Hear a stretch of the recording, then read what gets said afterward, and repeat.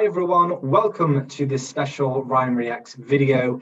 The countdown to Rotterdam has started and we are only 34 days away until the first semi-final of this year's Eurovision Song Contest. And over the next few weeks, we are going to be looking back at our favourite entries from the 39 competing countries in this year's competition. I'm once again joined by my very good friend Scott from Scotland, who is over in North Macedonia, the country we are looking at today. Evening, Scott. Greetings from Skopje. Greetings. So, as mentioned, we're looking at our favourite entries from North Macedonia over their history of the contest. They debuted in 1998, though they did try to compete in 96, but they didn't qualify for the contest. So starting things off, my third favourite entry from North Macedonia, going back to 2015, it was the artist Daniel, the song Autumn Leaves. It placed 15th in the semi-final, didn't qualify for the grand final. But this is, for me, it's quite a safe song, but it's a nice song. It was sung well, the stage was simple, but it worked with the song itself. There's not much I can really say in this song. It's not one that I listen to particularly often, but I find it perfectly pleasant, and I thought it was a nice entry for North Macedonia. Every moment will hurt from the last to the first time, trying to find a way to breathe. So, handing over to you, Scott, your third favourite North Macedonian entry. Yeah, I think I agree with everything that you said there regarding Autumn Leaves. For me, I'm going back a little bit further to 2002. My third place would be Ona's Zavisi, which was the first time that Carolina appeared in the Eurovision. Now, she only came 19th on the night, but it was dramatic, it was dark, it was moody, and I just thought the instrumental was perfect, and her voice was really, really good as well. I remember commentator Terry Wogan saying that she was like Xena, Warrior Princess, which was also a very popular show on TV at the time because of her bodice. And then she had a little reveal. She had a dark skirt that covered a bright red skirt. And it was quite dramatic, quite theatrical. And as regards to North Macedonia, I think it's one of the better entries.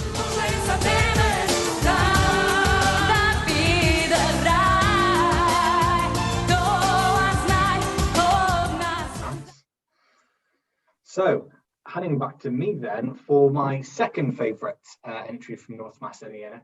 Not going too far back here. It's 2019. It's Tel Aviv, and it was Tamara Tedesca with the song Proud.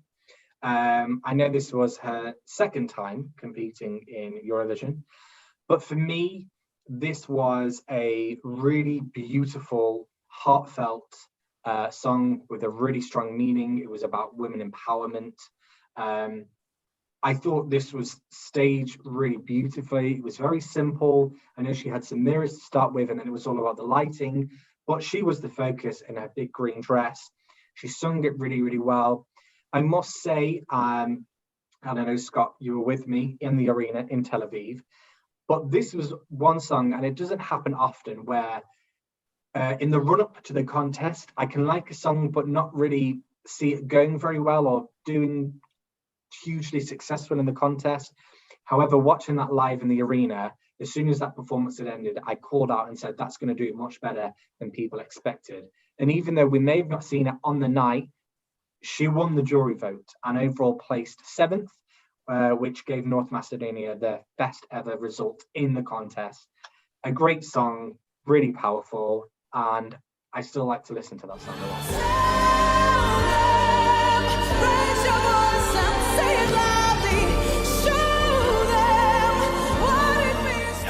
I think my only things I would like to add to that, I'm just so happy that they got their best result in the year that they finalised their naming dispute with Greece. So it's the first time that it was known as North Macedonia rather than the very long former Yugoslav Republic of Macedonia. And I can just imagine everyone searching on the internet, where is North Macedonia? It got such a lot of hype and attention that this country with its new name was at the forefront of a big, huge international event. So yeah, it was rightfully deserved. surprising. I mean, she won the jury vote.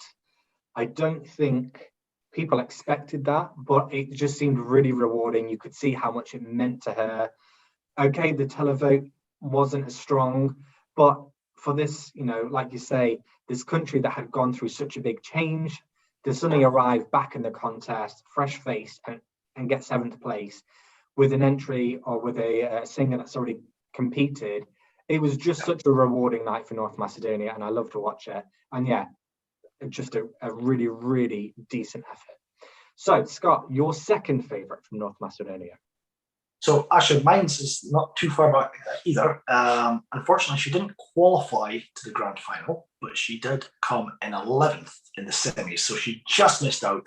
And it was 2017, Jana Brčeška, I think is how you pronounce the name, with the song Dance Alone.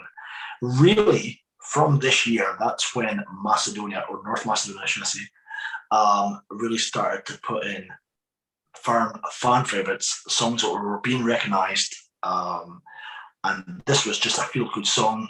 I thought it was staged great, very, very simple. She was dancing on her own in the stage, and yeah, 11th, she's just missed out. So yeah, I think I would have liked to see this in the grand final, but for me, that's where I would put her second place.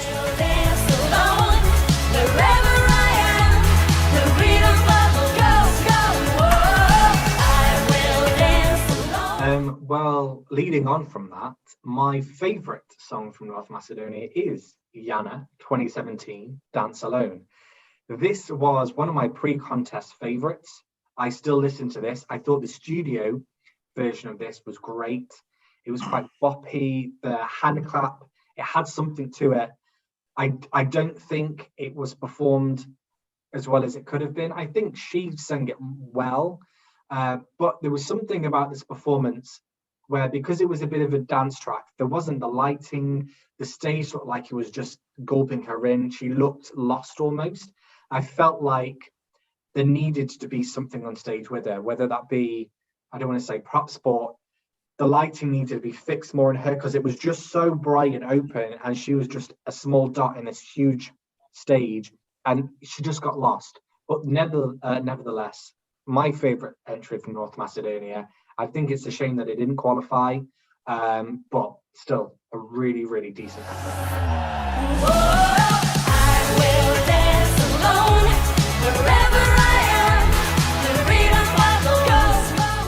So, your winner. Yes, so I think for my winner, this competition has not even taken place yet, so surprise, surprise.